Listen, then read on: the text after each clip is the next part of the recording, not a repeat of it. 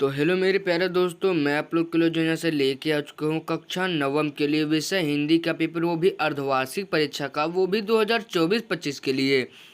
तो आप लोग अगर हमारे चैनल पर पहली बार आए हैं तो हमारे चैनल को सब्सक्राइब करने के साथ साथ हमारे इस वीडियो को लाइक करने के बाद अपने दोस्तों तक इस वीडियो को शेयर कर सकते हैं, क्योंकि इस चैनल पर आपको आगे भी जो है ऐसी वीडियोज़ मिलने वाली हैं। तो आप लोग भी अगर वार्षिक का भी पेपर देखना चाहते हैं तो आप लोग जो है यहाँ से हमारे चैनल को सब्सक्राइब कर लीजिए, और आपको 70 में 70 नंबर लाने से कोई नहीं रोक सकता।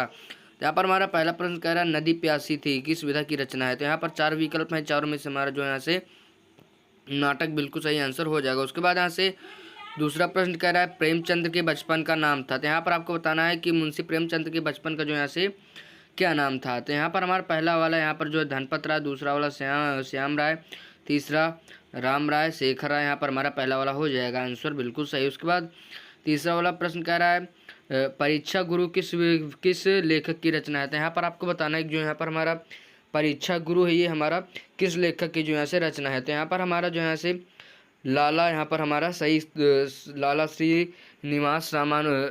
लाला श्रीनिवास दास का जो है से सही उत्तर हो जाएगा। उसके बाद यहाँ से चौथा प्रश्न कह रहा है, बाण भट्ट की आत्मकथा उपन्यास है। तो यहाँ पर आपको बताना है कि किसका जो है से उपन्यास है। तो यहाँ पर हमारा हजारी प्रसाद इसका जो है से सही आंसर हो जाएगा। उसके बाद यहाँ से पांचवा प्रश्न कह रहा है हमारा, किस काव्य संग्रह पर ज्ञानपीठ पुरस्कार मिला था। तो यहाँ पर आपको बताना है कि किस काव्य संग्रह पर ज्ञानपीठ पुरस्कार यहाँ पर आपको मिला था। तो यहाँ पर हमारा जो है से पहला वाला ऑप्शन जो है से बिल्कुल सही हो जाएगा। उसके बाद है छठवां प्रश्न कह रहा है, बोलती प्रतिमा किसकी रचना है। तो यहाँ पर आपको बताना है कि बोलती प्रतिमा जो यहाँ से किसकी रचना है। तो यहाँ पर हमारा जो है से श्री राम शर्मा की जो है सही उत्तर यहाँ पर हमारा हो जाएगा। उसके बाद यहाँ से सातवां प्रश्न कह रहा है, कवि वचन सुधा पत्रिका के संपादक हैं। तो यहाँ पर आपको बताना है कवि वचन सुधा पत्रिका के संपादक जो है से कौन है। तो यहाँ पर हमारा जो है से पहला वाला ऑप्शन बिल्कुल सही हो जाएगा, भारतेंदु हरिश्चंद्र। उसके बाद यहाँ से हमारा आठवां प्रश्न कह रहा है,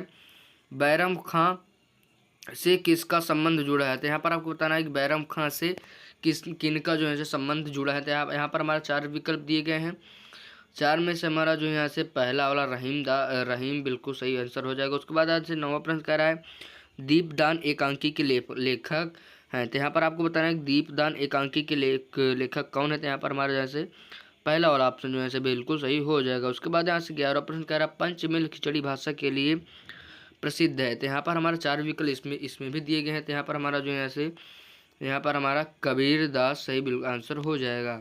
उसके बाद यहाँ पर हमारा 11वां प्रश्न कह रहा है, रथ किसका स्थायी भाव है। तो यहाँ पर आपको बताना है कि जो है रथ जो है यहाँ से किसका जो है अस्थायी भाव है। तो यहाँ पर हमारा पहला वाला बिल्कुल जो है श्रृंगार रस सही ऑप्शन हो जाएगा। उसके बाद 12वां प्रश्न कह रहा है, वीर रस का स्थायी भाव क्या है।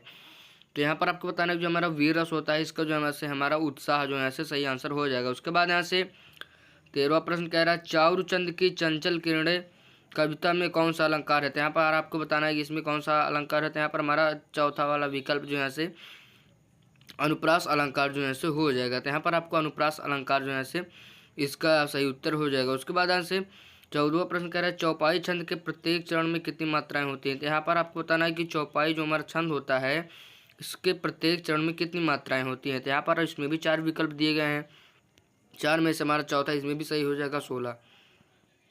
उसके बाद यहाँ से 15वां प्रश्न कह रहा है, शुद्ध शब्द है। तो यहाँ पर आपको बताना है कि हमारे इसमें से कौन सा जो है शुद्ध शब्द है। तो यहाँ पर आपको चौथा वाला हमारा बिल्कुल सही उत्तर हो जाएगा। उसके बाद यहाँ से हम लोग 16वां प्रश्न कह रहा है, जलज नीरज पंकज आदि कहलाते हैं। तो यहाँ पर आपको बताना है जो है क्या कहलाते हैं। तो यहाँ पर हमारा इसका दूसरा वाला विकल्प बिल्कुल जो है पर्यायवाची हमारा सही उत्तर जो है हो जाएगा। उसके बाद यहाँ से 17वां प्रश्न कह रहा है, आग का तत्सम शब्द है। तो यहाँ पर आपको बताना है कि आग का जो हमारा तत्सम शब्द क्या होता है। तो यहाँ पर हमारा जो है अग्नि इसका सही उत्तर हो जाएगा। तो यहाँ पे उसके बाद हम लोग आगे बढ़ेंगे।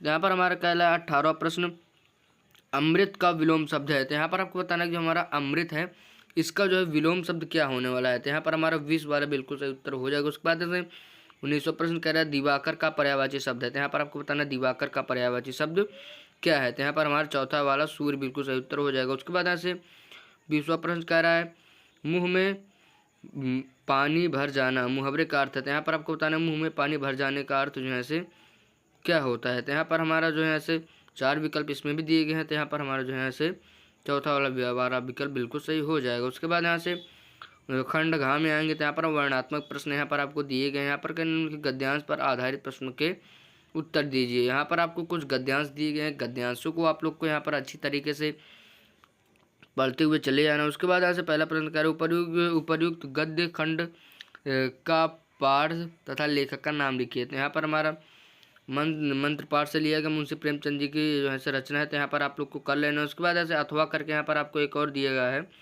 3-4 मास में उसके विग्ध रोएं, झब्बेदार पूंछ और चंचल चमकीली। यहाँ पर आपको बताना है कि यहाँ पर हमारा इसमें भी 3 प्रश्न दिए गए हैं, हमारा गिल्लू पाठ से लिए गए, जिनकी रचयिता हमारी महादेवी वर्मा जी हैं। तो इसमें को करते हुए हम आगे बढ़ेंगे। तो यहाँ पर हमारा 22वां प्रश्न कह रहे हैं निम्नलिखित पद्यांश पर आधारित प्रश्नों के उत्तर दीजिए। तो यहाँ पर आपको फिर से पद्यांश दिए गए हैं। तो यहाँ पर हमारा इसमें भी 3 आंसर आपको जो है से देना होगा। ये हमारा साकिब से लिए गए हैं, कबीरदास का जो है से होने वाला है यहाँ पर। उसके बाद अथवा करके इसमें भी दिए गए हैं, पायोजू में है तो राम रतन धन पायो। यहाँ पर इसमें हमारा 2 दिया गया है, इसमें ये हमारा पदावली से लिए गया है, यहाँ पर आपको देख लेना है। यहाँ पर हमारा पदावली से लिया गया। उसके बाद यहाँ से आगे बढ़ेंगे तो यहाँ पर हमारा 23वां प्रश्न कह रहा है निम्नलिखित संस्कृत पद्यांशों में किसी एक का संदर्भ सहित हिंदी अनुवाद कीजिए। तो यहाँ पर आपको 2 दिए गए, 2 में से जो है आपको जो है ऐसे कर लेना है। उसके बाद खा प्रश्न कह रहे हैं निम्नलिखित संस्कृत पद्यांशों में से किसी एक का संदर्भ सहित हिंदी अनुवाद कीजिए। इसमें भी यहाँ पर अथवा करके दिए गए, आप लोग यहाँ पर कर लीजिएगा। उसके बाद 24वां प्रश्न कह रहा है दीपदान एकांकी का कथा व संक्षेप में लिखिए। उसके बाद दीपदान एकांकी की प्रमुख पात्र का चरित्र चित्रण कीजिए। 25वां प्रश्न यहाँ पर आगे दिए गए निम्नलिखित लेखकों में किसी एक का जीवन परिचय देते हुए उनकी रचना का नाम लिखिए। उसके बाद खा वाला में भी यहाँ पर दिए गए हैं, 3 लोग दिए गए हैं, चाहे जिनका आप लोग यहाँ पर लिख लीजिएगा। उसके बाद यहाँ से 26वां प्रश्न कर अपने पाठ्य पुस्तक कंठस्थ किया हुआ कोई एक श्लोक लिखिए जो इस प्रश्न पत्र में ना है। उसके बाद यहाँ से 27वां प्रश्न का निम्नलिखित प्रश्न के उत्तर संस्कृत में दीजिए। तो यहाँ पर आपको 2 प्रश्न दिए गए हैं, आप लोग को दोनों का उत्तर संस्कृत में देना है। तो मैं ऐसा करता हूँ कि आप लोग को वीडियो पसंद आई होगी। अगर वीडियो पसंद आई हो तो हमारा वीडियो को लाइक करने के साथ हमारे चैनल को सब्सक्राइब कर लीजिएगा। उसके बाद यहाँ से आप लोग देखेंगे तो यहाँ पर हमारा 28वां 29वां प्रश्न आपको यहाँ पर दिया गया है। तो यहाँ पर आप लोगों को इन सभी प्रश्नों को देखकर अपने प्रश्नों को तैयार कर लेना है। तो चलिए मैं मिलूँगा एक और वीडियो में, तब तक के लिए जय हिंद, वंदे मातरम। लेकिन जाने से पहले हमारे इस चैनल को सब्सक्राइब करने के साथ वीडियो को लाइक करने के बाद इस चैनल या वीडियो को अपने दोस्तों तक शेयर कर दीजिएगा, ताकि वो भी हमारे साथ जो है से जुड़ सकें। तो यहाँ पर आप लोग सभी प्रश्नों को तैयार कर लीजिएगा।